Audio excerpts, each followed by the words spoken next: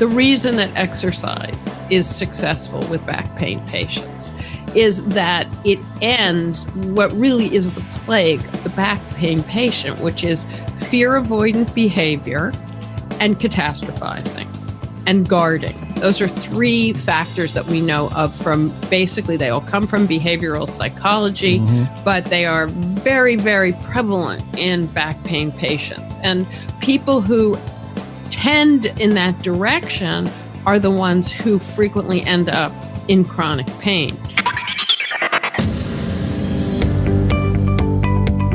We are halfway to 100. Hello, Inform Nation, and welcome to episode number 50 of the Inform Fitness Podcast with New York Times bestselling author and founder of Inform Fitness, Adam Zickerman. I'm Tim Edwards with the Inbound Podcasting Network and a client of Inform Fitness. Adam Zickerman and Mike Rogers will be joined today by Cathryn Jakobson Ramin, who is an investigative journalist, a lecturer, and author of the book, Crooked: Outwitting the Back Pain Industry and Getting on the Road to Recovery, which is a brilliant and comprehensive book that is essential to millions of back pain sufferers and healthcare professionals. In Cathryn's book, and in this episode, Cathryn shatters assumptions about surgery, chiropractic methods, physical therapy, spinal injections, and painkillers, and addresses evidence-based rehabilitation options, describing in great detail how to avoid therapeutic dead ends while saving money, time, and most importantly, considerable anguish. Now, if after listening to this episode you decide to pick up Cathryn's book, we will have a link in the show notes to audibletrial.com/inbound. That's audibletrial.com/inbound. And if you are not yet an Audible member, you can sign up for a free 30-day trial membership and download the audiobook Crooked for free. If you decide to cancel your membership for any reason, you keep the book. If you are already an Audible member and have cashed in your free audiobook download, then you'll receive a considerable discount on any of Audible's 180,000 titles to choose from. Again, that's audibletrial.com/inbound to get your free book. Just scroll on down to the show notes and you're one click away. Hello, everybody. Welcome to the show. This is going to be a very good discussion because it's about a subject that I am very personally involved with, which is, of course, back pain. Me talk about my back issues on several of our episodes, and we're just going to keep the ball rolling now. So let's give some stats. Over 77 million people in the United States experience back pain each year. For some, the pain is present day and night. For others, well, it shows up the moment the suitcase comes out of the closet or whenever the relatives come to stay. Stress, in other words. All in, back trouble costs the United States about $100 billion with a B dollars a year, more than the cost of treating cancer, heart disease, and AIDS combined. This prevalent woe exists in political, psychological, social, and economic contexts that greatly influences how patients will be treated and if they'll ever recover. Today, we have with us journalist and author Cathryn Jakobson Ramin, whose New York Times bestseller Carved in Sand, When Attention Fails and Memory Fades in Midlife, was published in 2007, spent years and a small fortune in her effort to resolve her own low back pain, somebody similar to me. When nothing worked, she decided to take an investigative look at the reality of the spine medicine arena. Expensive, ineffective, sometimes illegal, and often harmful, she found that the back pain industry exemplified the worst aspects of the U.S. healthcare system. Today, we welcome Cathryn to our show and to talk about her new groundbreaking book, Crooked: Outwitting the Back Pain Industry and Getting on the Road to Recovery. Now, Cathryn, welcome to the show. Thank you so much. I'm delighted to be here with you today. When I found out about your book, I had to get it immediately. I heard through a grapevine that you talked about some of the Med-X machines that we use here, and I needed to know what you felt about that. Little did I know, I didn't realize you were going. This book was thick. How many pages is it about? I think it's 340 pages or so. And it's broken up into two parts. The first part basically is discussing all the issues with our healthcare industry and all the problems and misleading information and how all the scientific evidence points that all these modalities that our doctors are trying to push on us aren't working, and why. And then she goes into the second part of her book where she talks about, well, guess what? There is hope. There are things you can do. So without further ado, let's talk about the first half, and let's talk about this dismal situation that the healthcare industry is in. Why are there so many ways to treat back pain, yet so few of them are effective? Well, back pain has largely been medicalized over the past 60 or 70 years. Up until the 1930s, nobody was having spine surgery unless you had been hit by a bus or had some other major kind of traumatic accident, because the chances of recovery or actually being able to walk again were extremely poor.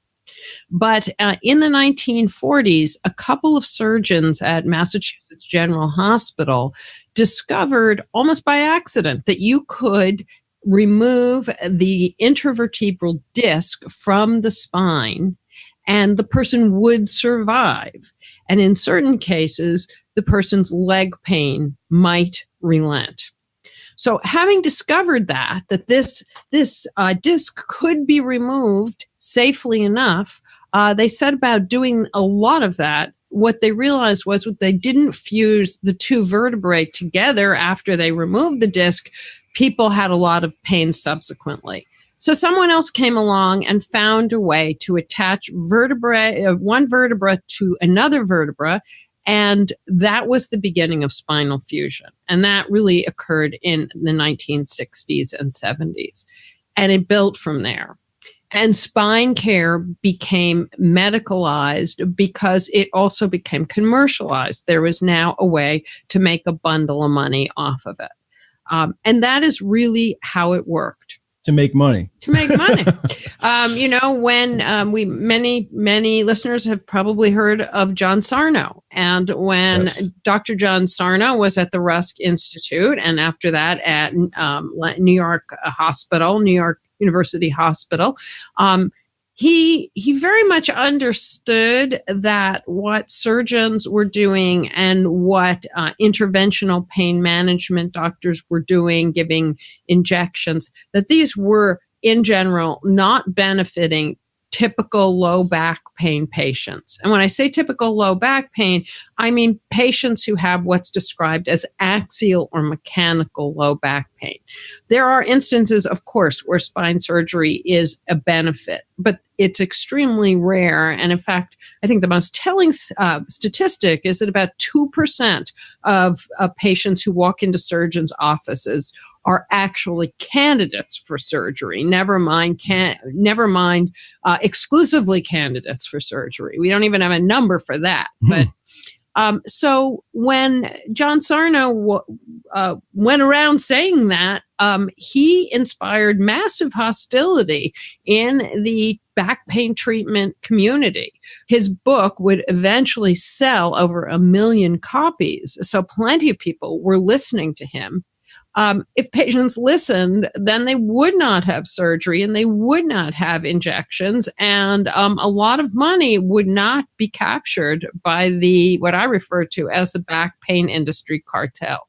It also didn't sound believable. I remember when somebody brought to me Sarno's book many years ago, now knowing that I was a back pain sufferer. And I remember being very skeptical because it's the mind-body connection between back pain. You talk about in your book the discovery that there doesn't have to be an organic problem to have pain. Right. There usually isn't an organic problem. Yeah. Can you tell us a little bit about that? That research you did? As you said, the mind-body connection. You had trouble with that idea. And a lot of people have trouble, and this is just really beginning to change now. Because the Cartesian understanding of the mind and the body is that they are separate, and that dates back to the 1600s. But we've known for a very, very long time, certainly since the early 1970s, that obviously the mind is not separate. The brain controls absolutely everything you will be doing, feeling, sensing, with your body. There is no separation. There is also no such thing as a psychological problem, because the last time I looked, there is no psyche that anybody can track down. It is a neurological issue. So changing, it's very counterintuitive for people to think that the problem is not in the tissue, not in your back, not in your hip when you're dealing with chronic pain. The problem has really migrated to the brain, and now this message is circulating around and around and around in your system. And because of the way the brain works and because circuits in the brain become stronger when they are used, the more times this circulates, the more likely it is that the pain is going to continue. So largely what we look at is, how do you break the circuit? What do you do? We can't just get a pair of wire clippers and go in there and break the circuit. We have to find another way. And Adam, that's something that you work very hard to do in your gym, and so do many other people. That's the second book. That's the second. Yeah. I just pulled out of my bookshelf. I found it. Wanted just the book that I was handed. It's called The Mind Body. That's why I had Mind Body in my brain. There are about 3 or 4 of his books, but they all more or less say exactly the same thing. Yeah. So I have The Mind Body Prescription, which you're telling me is the second book that he wrote. Yeah. So breaking that circuit, which you said that we do partly some of that stuff. That's the reason that exercise is successful with back pain patients, is that it ends what really is the plague of the back pain patient, which is fear avoidant behavior and catastrophizing and guarding. Those are 3 factors that we know of from, basically they all come from behavioral psychology, but they are very, very prevalent in back pain patients. And people who tend in that direction are the ones who frequently end up in chronic pain. So what are those? What does that mean, fear avoidant behavior? That means thinking, because likely you've been told by your chiropractor, possibly by your surgeon, probably by a half a dozen other people, be careful how you lift. Don't pick that up. If you don't, if it hurts, don't do it. Rest. Take it easy. Watch your back. Spare your back. All of that language makes people feel that it is, in fact, very dangerous to pursue normal activity or even strenuous activity. And it's easy to see why, because it hurts. So we understand pain. We understand pain to be an indication of damage. But when chronic pain hits, pain is no longer an indication of damage. It is now an indication that your brain is not really functioning right. It is getting a message and it's sending a message, but it is wires are crossed. It is not understanding that you have healed. And as a good example, which I wasn't happy to have this happen to me, but it did happen. I burned my wrist while cooking for dinner party couple of weeks ago. And it's really quite a significant burn, to the point where people who see it sort of gasp. And when it happened, I thought, okay, burned my wrist. Let's see. What do you do with a burn? Okay, they say no. Look it up. Okay, don't put any ointment on it. Just put gauze on it. Gauze on. Done. Cook the rest of the dinner party. And I watched with great interest as it healed miraculously over the next week and a half. And at no point did I think I would die from it, or did I think that my life would be changed and I would not be able to work or go on vacation. I didn't think I wouldn't be able to take care of my family, and I certainly didn't think that I couldn't cook the rest of that dinner party. Now, if that had been my back, all those thoughts would have prevailed. I would have thought, I probably have to cancel the dinner because I really cannot move here. So it's a very different feeling that we have about our spines. We feel that they are fragile. And if we can get past that with exercise, that is often step 1 to recovery. When I left you, I had the good luck to work out here earlier in the week, which I enjoyed very much. And when I left, I picked up my backpack, which at that point had not only my laptop, which is especially light, but a couple of more or less textbooks in it, plus a pile of paper. And I said to myself as I walked down 56th Street, I said, I should not be carrying this. I know I should not be carrying this. And I thought, wait a minute. What is the matter with you? You just pumped iron for an hour. And you just wrote a whole book about the fact that you shouldn't have those thoughts. And I thought to myself, I'm perfectly fine carrying this thing. This is not a problem for me. And as it turned out, it really wasn't. These instincts, though, I think they are normal for people, their first impulse, because it is sometimes picking up a suitcase. It's doing sometimes activities of daily living that triggers a back pain for a lot of people, or something, lifting something. And I think their instinct is, I have to do less in order to not feel that pain. But that is wrong. Right, exactly. And very frequently what we consider, everyone can always give you the inciting incident. What was your injury? And physicians ask that question, and physical therapists too. How did you injure yourself? Well, I've had people tell me that they've injured themselves picking up the newspaper off the front walk. And I said, really? I said, have you ever done that before? Yes, I have done that every day for 26 years, but it was that one time. Well, clearly it wasn't. It is the straw that broke the camel's back. And I know as well as anyone that when back pain strikes, you do not want to do anything. You want to crawl onto your sofa with a heating pad, but that is never going to be the solution to your problem. Not just a heating pad, which is kind of bringing me to the question I've been wanting to ask you also. I found it very interesting in your research.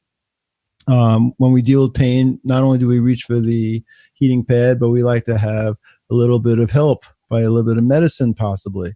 So the opioid healthcare crisis is in full swing right now. It's getting a lot of press recently. And you discovered that a large part of this crisis has been caused really by the back pain industry.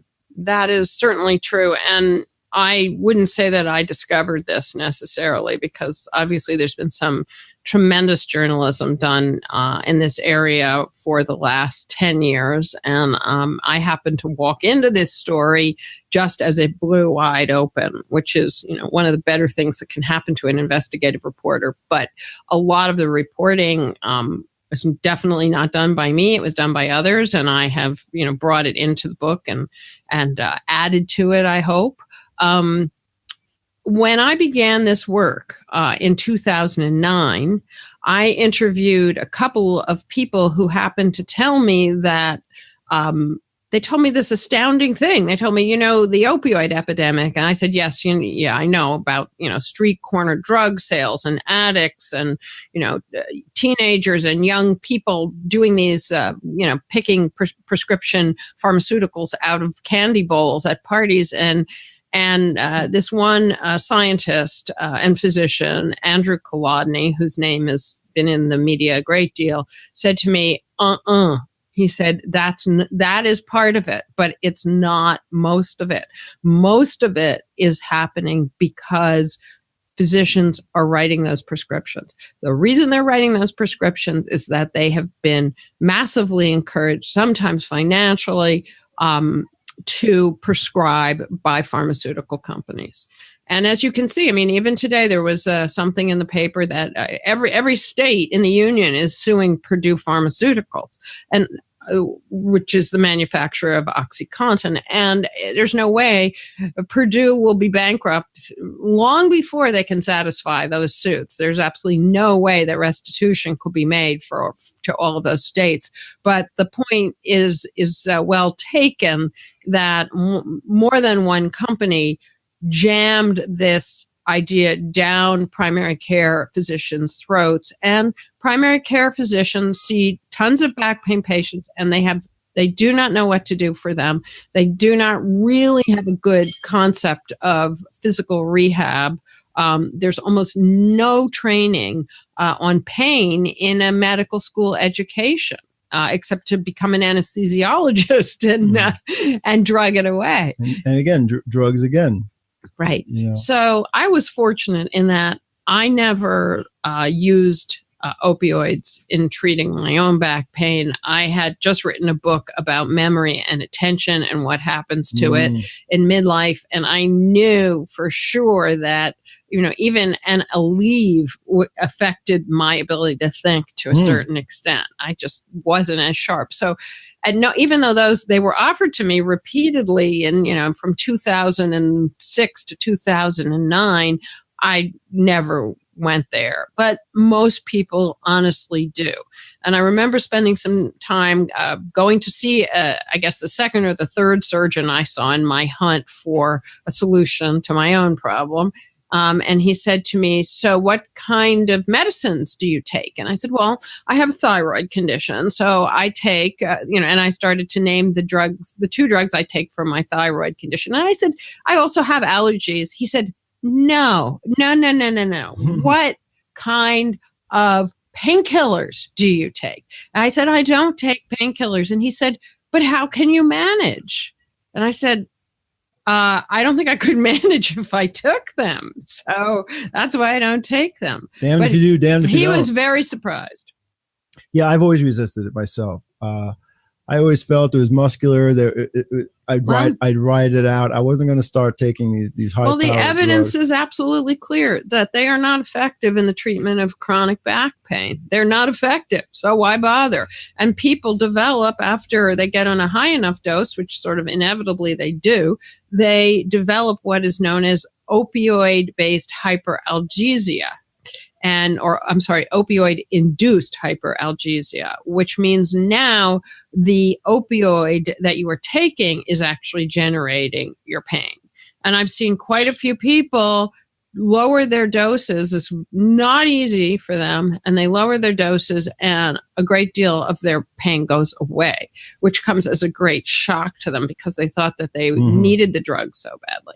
Getting off of them is not a simple matter because people are afflicted. They feel like they have the flu and they are very, very anxious and they are nauseous, and a lot of things happen that are very disturbing. And we need a lot more programs that can treat opioid-addicted chronic pain patients because you cannot just taper them. Because if you do just taper them, they will be possibly overwhelmed with pain, at least for a period of time, because it is just generally painful to taper opioids. So it may have nothing to do with their actual back pain condition, but you can be assured that they will be in pain while they are tapering. I was just going to comment the health crisis part of the book. It was surprising to think about how big this event really is. But I look back on a couple of times. I had 2 hand surgeries back in 2007 and 2009. And I did not ask for any of the painkillers, nor did I need any of the painkillers. And I remember, I was just thinking back, they actually did, they gave me a bottle of 30. They didn't ask if I needed it. They just said, here's a prescription for 30 Percocets if you need them. And then I got another one a month later. And then I remember I got them again from the same doctor. And I just, I wasn't asked if I was in pain or if I even needed them. And did you take them? I think I took one day because I did have pain. They still kept giving you the prescription. The day after the surgery. I think I took one that day. That's typical. And that was it. But they continue to give you prescriptions even though you were not taking them. A month after, on a follow-up visit, I was like, here's another prescription. I didn't even ask for it. I look back at it, I'm like thinking, why did they do that? And I just this happens now.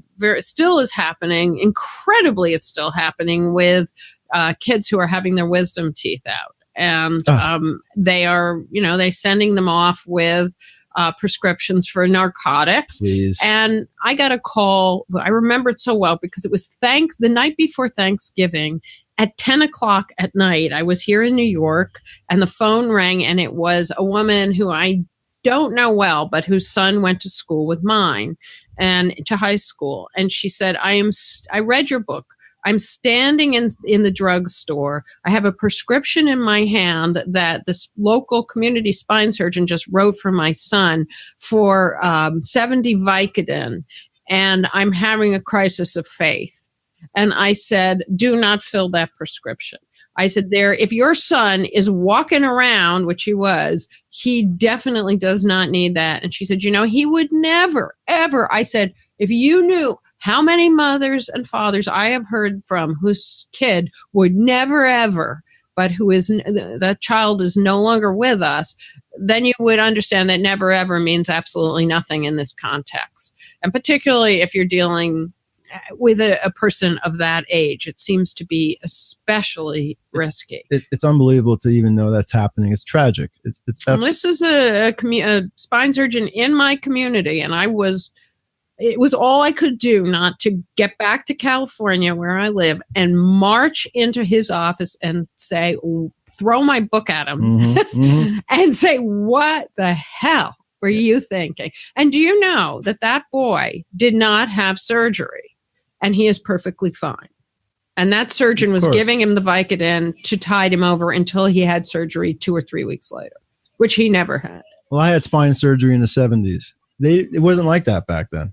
They didn't do that for me. This is a relatively recent thing. This happened in the 80s primarily because at that time, up until the mid 80s, the understanding was that you did not use narcotics to treat chronic pain. You use them to treat cancer pain. And typically in hospital, not an outpatient. You're not going home with 50 oxycodone. But there was such an enormous push, and if you read my book in the chapter called The Opioid Wars, I mean, it is a saga that you just cannot believe in terms of how Purdue Pharma recruited a physician named Russell Portnoy to sell these drugs to primary care physicians, and it was one of probably the most successful drug marketing effort in the history of pharmaceuticals. But look where it has put us. Now.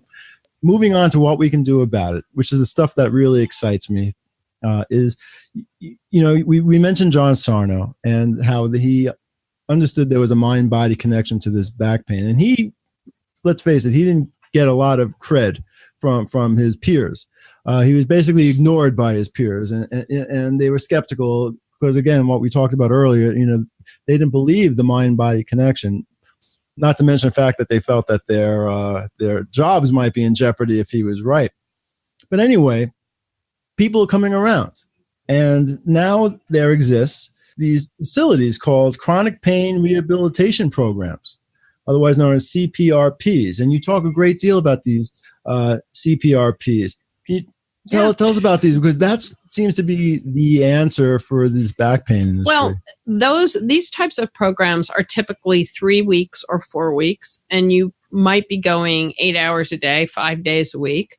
And they are multidisciplinary or interdisciplinary programs, which means that there's a physician, often a physiatrist, sometimes a surgeon on staff, and psychologists and physical therapists and exercise specialists. Sometimes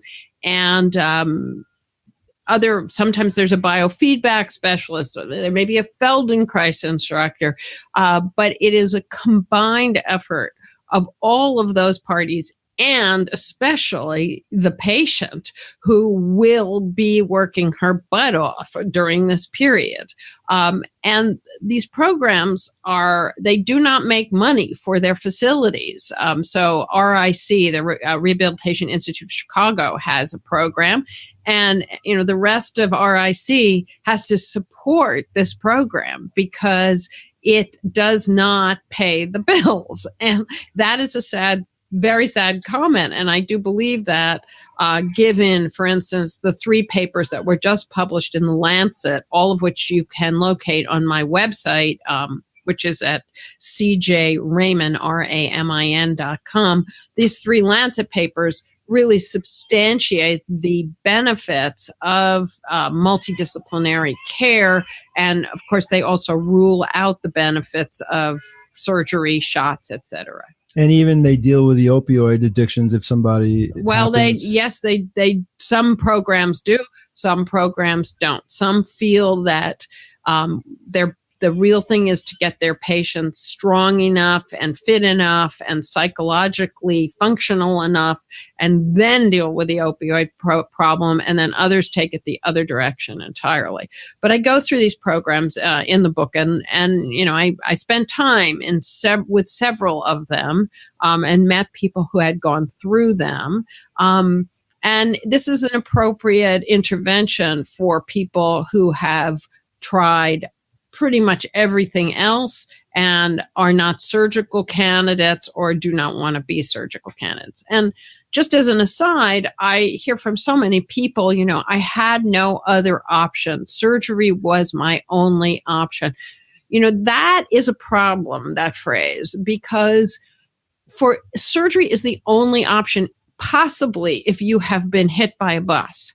But it is not the only option if you are dealing with axial or mechanical back pain, which is what they call unspecified. Unspecified, which means that you can you can have your MRI and they can take a look at it and they go, you see that? That's a disc herniation. Well, you know what? They're perfectly normal people with no back pain at all whose spines look just like that. In fact, pretty much everyone's spine looks just like that. And this is something that people don't recognize because they're sent for the MRI, or sometimes, very frequently, they demand to have an MRI. Their neighbors have had MRIs, their colleagues have, everyone has, and they want theirs too. And they pay good money for that insurance coverage, and they're getting it.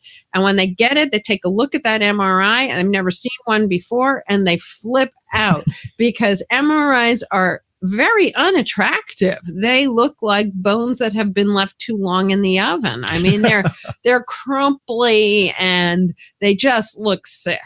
And then with that comes the note from the radiologist. And those notes say things like herniated disc, degenerative disc disease, protruding disc, longless black discs, white discs. There's so many things that show up on those reports. And at one point in the course of my research, I was contacted by a radiologist who was no longer practicing. And he said to me, do you realize that if as a radiologist, you frequently work for a spine surgeon, and if you send back the report that says, nope, we got no trouble here, they send it back to you and say, find some. So there are many of the things that are noted on a radiology report are absolutely meaningless because they are found in the general population. So here we go again. So there's this conflict of interest here because that's what they're doing. You get this report back and they're saying you need some fusion, you need injections, or you need some type of surgery to relieve the pressure on the disc. They hardly ever work, but that's the automatic response to these MRIs. And we play into that because as patients, we are really committed from a very early age, possibly from the time your mommy takes you to the pediatrician when you're 2 days old. We are committed to the idea that whatever is not working properly can be fixed. It will be fixed for us. We will not have to fix it. And this kind of commitment is so powerful for people who are struggling with back pain. And that's why they go through serial interventions. They go from one to the next, to the next, to the next. And it's extremely common for people to tell me they've seen 8 surgeons or they've seen 40 different practitioners, and they keep moving and paying because none of this is free. Even if you have insurance, you're still paying co-pays, And speaking of cost, what is the cost to check into a chronic pain rehabilitation program? It depends a lot on what your coverage is. If you are a workers' compensation patient, it may be completely paid for. If you are a person who's like me, an independent contractor with basically a PPO, you're going to pay a lot more. It could be $30,000 and it could be $15,000. The insurance coverage varies dramatically from insurer to insurer. Now, do I think this is about to change? Yes, I think it already is changing because, believe me, knowing what they know now about how ineffective surgery and injections are and about how risky MRI is in terms of driving surgery and injections, they're not going to want to pay for that. And I just spent a bunch of time with physiatrists who effectively earn their keep by giving injections, and they are mighty darn nervous. Because what they do for a living is now publicly recognized to not be effective. So something is going to have to give. And it is always physicians who drive what insurance covers. Most people don't realize that. But, if you're Blue Cross and you're talking about back pain coverage in the greater metropolitan area, you will have a panel of surgeons. And maybe you'll have some physiatrists, or maybe you'll have some rheumatologists who will say, yes, this will be covered, and that will be covered, and this will be covered at a higher rate than that. So therefore, let's do that. So let's do that. Let's do this thing. And yeah, I did also hear from a physiatrist that now that spinal fusions they're harder to get approved. What is happening, and this is just horrifying, is that when one is approved, they do more levels and they do put it in more instrumentation. So they drive the price upward on a single patient because they know the next patient might be hard to find, which is just, it made me, I could barely eat my lunch. Yeah. Well, what I found to be astonishing was when given the choice, when the insurance company is given the choice to either pay out for $150,000 spine surgery. I think he used $150,000 as the average cost of a spinal fusion. As opposed, they'll do that in a second, but they'll give you a lot of pushback if you say, I want to check into a chronic pain rehabilitation program for $45,000. Right. What they'll say at the moment, and as I said, is changing. Something that works a lot better than the spine surgery. Yeah, and is much safer. It has no long-term downsides. What they'll say usually is we'll just bill that by the individual modality. So, for exercise, we don't actually pay for that. But physical therapy will pay $38. And for, a biofeedback, we don't pay for that. So it becomes very counter to the concept of multidisciplinary training because they don't pay for this and they don't pay for that and they don't pay for this. And, it's been a huge problem, and I'm ready to go to Washington on this. So insurance companies used to listen to the doctors when they were doing this, and now they're actually putting their own brains on it. Well, they're starting to because, it's going to cost them more payout, I guess. Exactly. Yeah. And the long-term payout is much higher because if you do a multi-level spinal fusion on a patient who's 50 and that patient never recovers and is addicted to opioids and has a car accident, and this goes on and potentially no longer works and now is on total disability and therefore is receiving Social Security disability payments. I mean, the cost to society is enormous. And it's avoidable.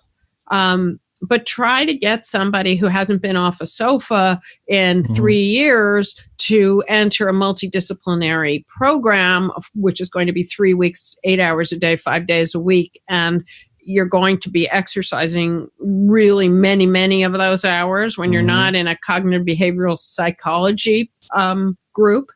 It's pretty hard to get people to do it.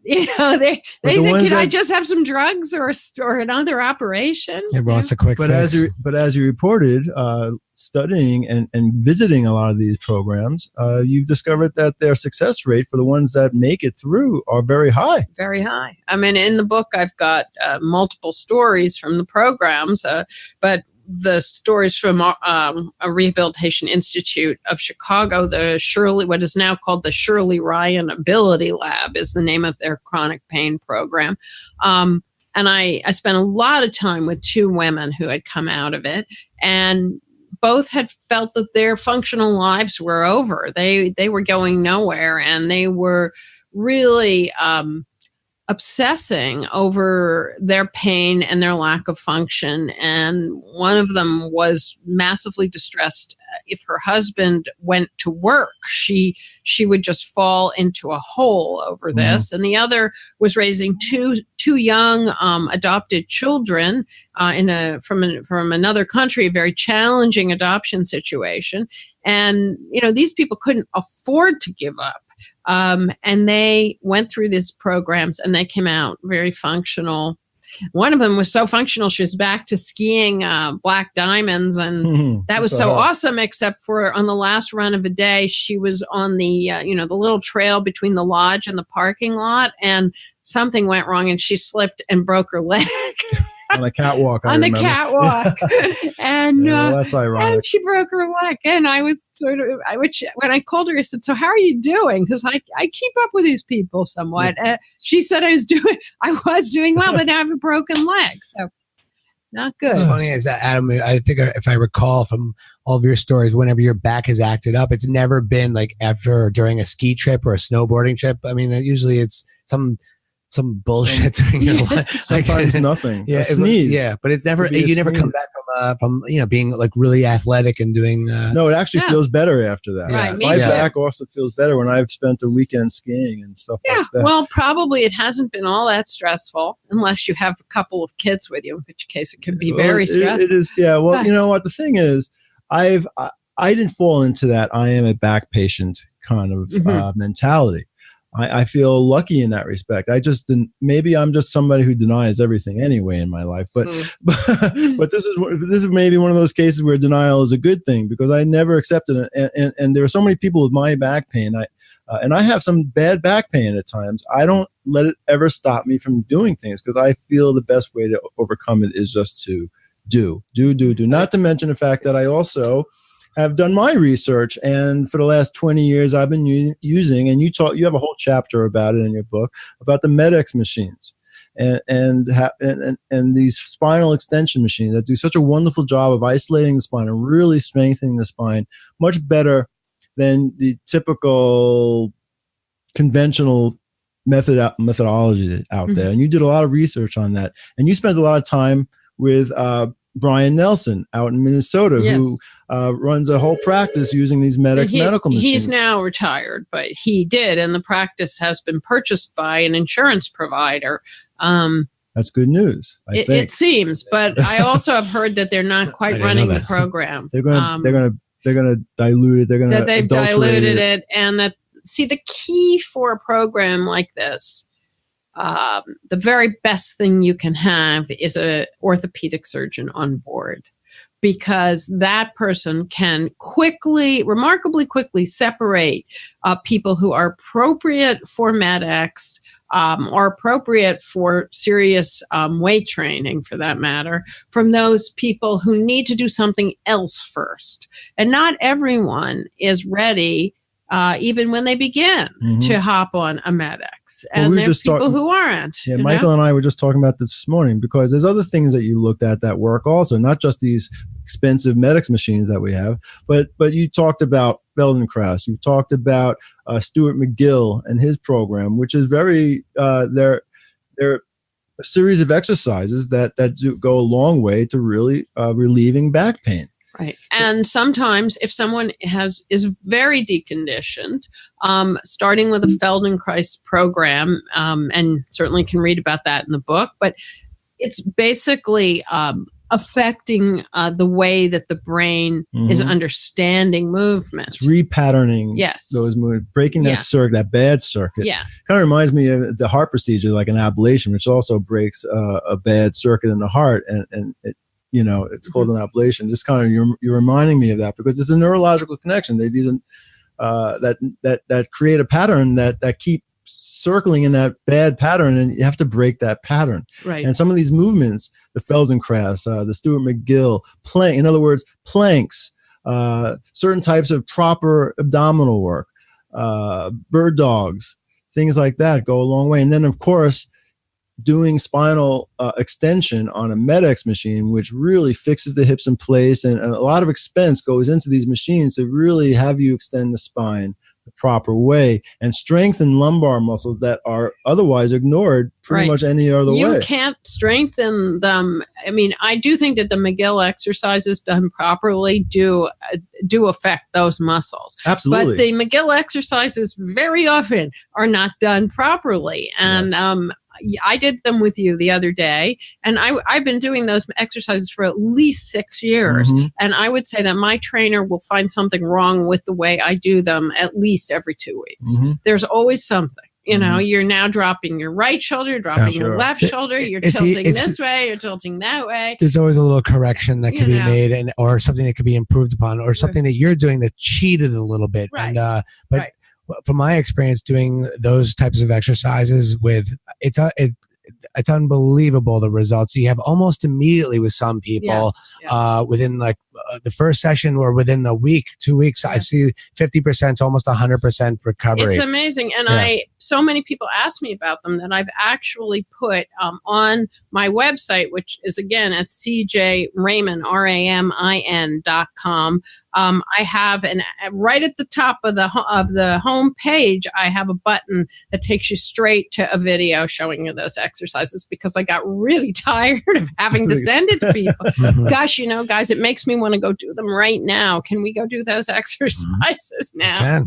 I need to do those. I have text message about 5 clients a day. Like I just say, hey, did you do your exercise today? I'm not kidding. Cause they need me to sort of push them into doing it. So even though they know they work out so great, but I just forget to do them. And I'm like, why do you forget to do them? But they give you that much because I like to complain. Yeah, it's ridiculous, but it's, but we hear them all the time though. But it just, you know, you're saying this and obviously the physical aspect of these exercises are doing something from a physiological point of view, but I can't help but think that as soon as you tell somebody, let's do this, we're going to have a solution, you have this confidence about yourself and they trust you and you do these things and they're saying, wow, I can do this. And then you get them on a Medix machine and they can extend their back and maybe it hurts a little bit, but they feel so much better 2 weeks later. All of a sudden they have this confidence like, hey, there is hope. Yes. You know, and that in itself. I 100% agree. And I talk about that in the book, that the chapter is called The Back Whisperers. Right. I love that chapter. And the thing is, everyone has a different idea of the coach that will provide that kind of confidence. Yeah. And for me, I have a trainer who's a wonderful woman. I adore her. She's about 5 years younger. I thought you were going to say I was. Well, you are really not. You're kind of adorable. You are adorable. In a different kind of way than Diana. But Diana is referred to in the book as the goddess of exercise. That's right. And she is, she's about 5 years younger than I am, which is good. So she'll be around a while. And basically she's an athlete and tough as nails. And she can really push me without me feeling like I am endangered. I really don't feel endangered anymore now. I don't really care what people give me. But when I was beginning and I would have a twinge here and a twinge there, when you're just beginning, you need someone who's going to give you that kind of confidence. I also really like, and you know, some men don't do well working with men because they feel very competitive with men. Other men can only work with men. I happen to like coaches like Brian Nelson, who is this big, giant Air Force guy.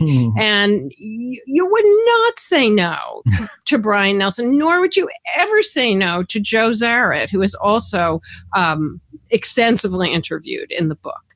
And you can't be going around saying no, and you can't back out of things because they hurt. There is a world of difference between this is really hard and it hurts, and I have been stricken with nerve pain and I think I'm going to pass out. And very few people are able to tell the difference when they're doing the exercises. Yeah. So you do have to have some faith. And one thing I can absolutely guarantee, it is going to hurt because it hurts to sit and it hurts to walk and it hurts to sleep. So why would you think it wasn't going to hurt to do these exercises?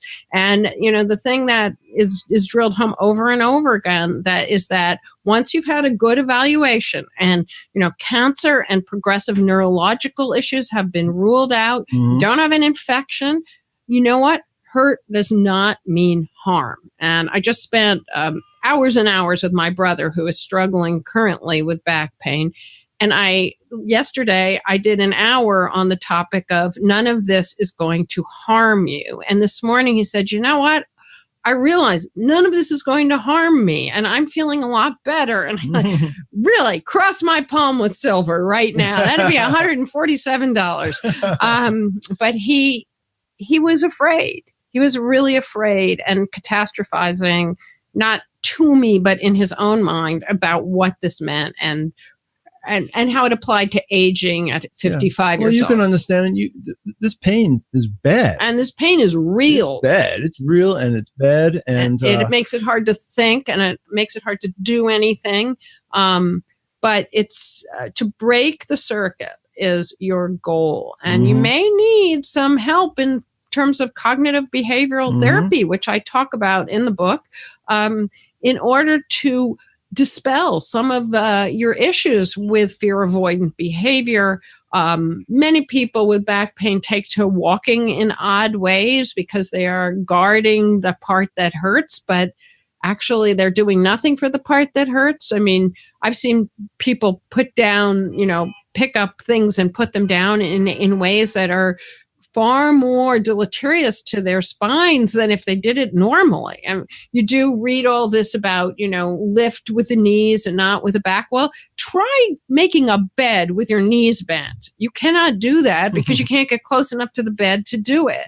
So many, many things that are drilled into patients about how they should lift, all of this is kind of nonsense. Once you are sufficiently conditioned, I throw my bag into the overhead compartment. I'm not worrying about that on an airplane anymore. And it used to be, I would worry about it for 3 days. How am I going to get that bag up there? Boy. And being that I am 5'10" and I look like I'm perfectly fit, no one, I have yet to encounter a man of any age who wants to put my bag up there for me. And so it's a good thing that I can do it myself. I would do it for you.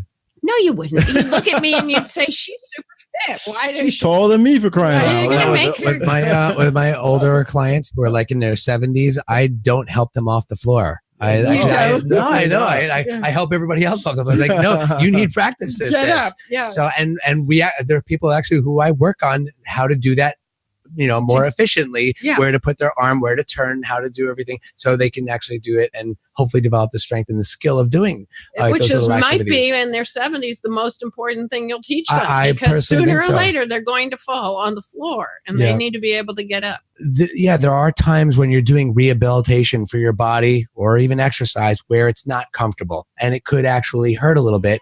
And there are times where I think those are signals that are like, wait, you're doing something that's wrong. And maybe you're guided in the wrong way and maybe you're guided in the right way. Like, how do you know when to say that hurts and that hurt is bad and that hurt is good? Well, when I was working out with you earlier in the week, I asked you a number of times, where am I supposed to feel this? What muscle groups are engaged? And I know because I've been at this, working out pretty seriously for 5 years or 7 years, maybe. If I'm feeling this like in some tiny muscle in my shoulder, that is probably not what we had in mind, I think that once people become, start slow, start really slow, start light and build up. Don't start heavy, build up slowly. Start with what you can safely, easily do. And that doesn't mean that it won't hurt, but start light and then add. And I think the place where people, get in trouble, I think CrossFit is a place that a lot of people overdo it completely, especially people go to CrossFit are typically very competitive. So it is very easy. Because it's a sport, not an exercise program. And they get very, very competitive and overdo it. And I did one half of one CrossFit class and I said, nope. You got to be joking. Seriously. That's the thing. I think I wanted to hear you say, I mean, there are progressions where you start at level 1 and then you go to level 2 and do you feel a little bit that should be normal, that you're feeling like you're working, but not straining. Right. So it's, well, we hit one exercise towards the end of our session where I was to move some pulleys and nothing was happening. I was not moving them, and nothing hurt, but I was not moving them. And that meant to me that I was misunderstanding what I was supposed to be doing, because clearly if I can move everything else in the room, there's no reason I couldn't move that weight. I just simply didn't know what to do, how to do it. So having someone to explain, oh no, it is not supposed to be coming from that tiny joint behind your elbow. It's supposed to be coming from someone. Right. And this is one reason why it's very important for people who are trying to climb out of this abyss to work with talented trainers. And how do you find that? Well, that's what everyone wants to know. And in the book, I detail what you should be looking for, what kind of qualifications, what kind of personality. Because if you're working with someone who says, is that bothering you? Well, then stop. We'll stop. Lie down. Let me stretch you. Well, that is not going to work out for you. But there are definitely questions that you should be asking. And I go through these in the book. And, you cannot, as a middle-aged person who's not very fit, you do not want a 22-year-old cowboy for a trainer who is going to treat you as if you were 22 years old and fit. And that happens a lot. It happens to people all the time. I had somebody throw a medicine ball at me. There was absolutely no possibility I could catch that thing. Yeah. But I guess he thought that would be fun. Yeah, it's definitely, the answer is not to stop, but it's to find the right progression at the right level for the person all the time. Exactly. I on your blog, I loved when you commented on acute pain, the first thing to do is take a walk, be mobile. And the thing is, I've always been a believer in that. Like mobility is what, I think that's one of our big problems is that we're so many people, we don't as trainers, but a lot of people just find themselves in their life and in their job just too immobile.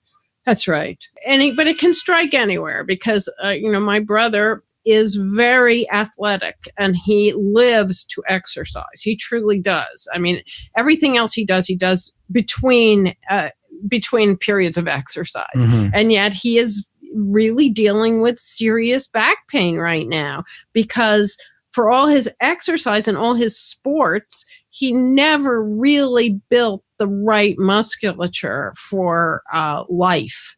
And so, he can hit the hell out of a tennis ball, but his spine is really not operating properly currently. And we have to do something, some things about that. And it's very hard for someone who's been a really serious athlete for his entire life to get that into his mind. Well, he's lucky he has you as a sister that did all this work. You better check with him. How lucky he's feeling. I got to hear about this back pain shit from my younger sister for crying out loud. No, older. I'm older. Right. So maybe he'll listen to you. I'm the oldest. All right, so we have to wrap. We're running out of time. We have to wrap. Are there any concluding comments you'd like to make before we sign off? Well, I think that we have to really think about and talk to patients about changing the chip and converting from okay, I'll do this exercise, but I'm still looking for someone who's going to fix me. And I am undergoing numerous interventions while I'm exercising. I'm not going to really be very serious about exercising because I really still believe that there is someone out there who can fix me, to considering that the only person who is going to make a difference here will be you yourself. And you're probably wasting time and money running from intervention to intervention. Yeah, the efficacy of exercise has been now clearly shown. Clearly shown. You may need some psychological help because lots of things spiral when you suffer from chronic back pain. I mean, there are plenty of people whose marriages are a wreck. Now, whether they are a wreck because of the back pain or the back pain, or the marriages have caused the back pain, that's another question. But there's sometimes other help is needed, and you shouldn't be afraid to get it because sometimes that is the key to resolving the problem. Well, the book is Crooked: Outwitting the Back Pain Industry and Getting on the Road to Recovery by Cathryn Jakobson Ramin. And it's now out in paperback. You can also download the Kindle version. And if you really want to listen to me for 13 hours, you can get the audiobook from Audible or from Amazon. Well, thank you so much for joining us. It was a real pleasure. Thank you. Special thanks to Cathryn Jakobson Ramin, author of Crooked: Outwitting the Back Pain Industry and Getting on the Road to Recovery. Now, as I mentioned at the top of the show, and as you just heard Cathryn mention herself, her audiobook is available in Audible. and you can download it for free just by clicking the link in the show notes to audibletrial.com/inbound. Sign up for a free 30-day membership trial and download Cathryn's book, Crooked: Outwitting the Back Pain Industry and Getting on the Road to Recovery. If you decide to cancel your membership for any reason, you get to keep her book. Simple as that. And while you're in there, you can pick up additional audiobooks from other guests that we've had on the show, and you'll enjoy discounts of up to 30% just by being an Audible member. Now, getting back to the workout, if you haven't tried the Power of 10 workout for yourself, what in the world are you waiting for? Click on over to the Inform Fitness website. That's informfitness.com. There you'll find a free, slow-motion, high-intensity strength training workout waiting for you. Click the Try Us Free button right there at the top of the homepage. Fill out the form that pops up and pick your location. Then you can experience a free full-body workout that you will complete in just 20 to 30 minutes. Thanks again for listening. And until next time, for Adam Zickerman and Mike Rogers of Inform Fitness, I'm Tim Edwards with the Inbound Podcasting Network.